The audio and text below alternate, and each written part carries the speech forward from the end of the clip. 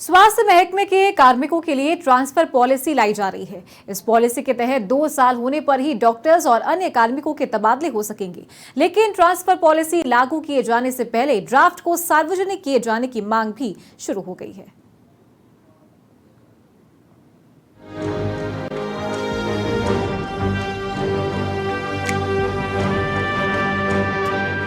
आज से ठीक 1 महीने पहले चिकित्सा मंत्री गजेंद्र सिंह खींवसर ने स्वास्थ्य महकमे के कार्मिकों के ट्रांसफर पॉलिसी के तहत करने की मंशा जताई थी।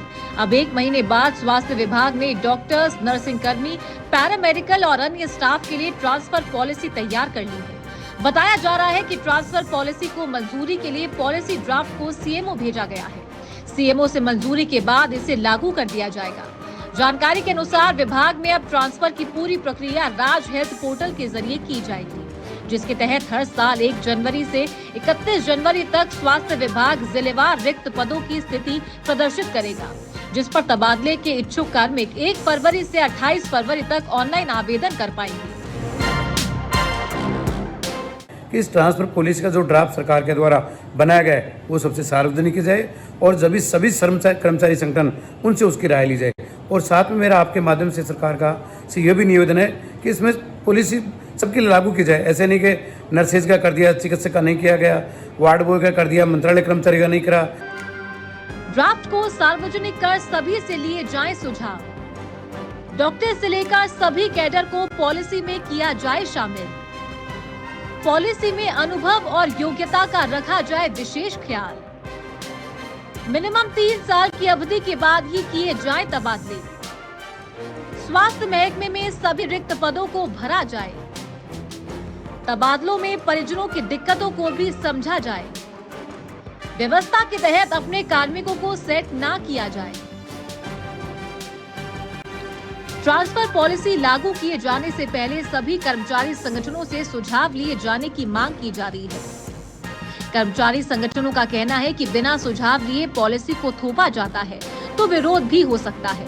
फार्मासिस्ट यूनियन के नेता गोविंद शर्मा ने कहा कि पॉलिसी में 2 साल की बजाय 3 साल में कार्मिकों के तबादले किए जाने का प्रावधान होना चाहिए।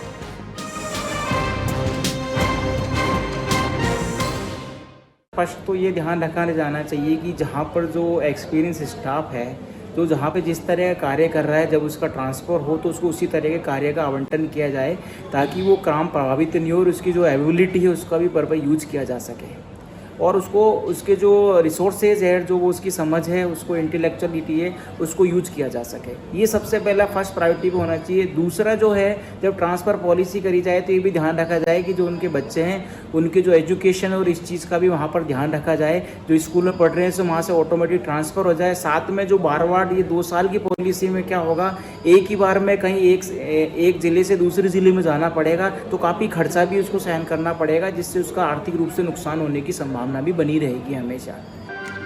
ट्रांसफर पॉलिसी इसीलिए आवश्यक है क्योंकि इससे विभाग में न सिर्फ पारदर्शिता आएगी, बल्कि हर बार ट्रांसफर बैंक खुलने के दौरान काम प्रभावित होने वाली समस्याओं से भी बचा जा सकेगा।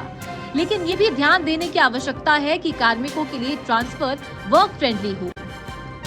सतवीर सिंह, समाचार प्लस, जयपुर।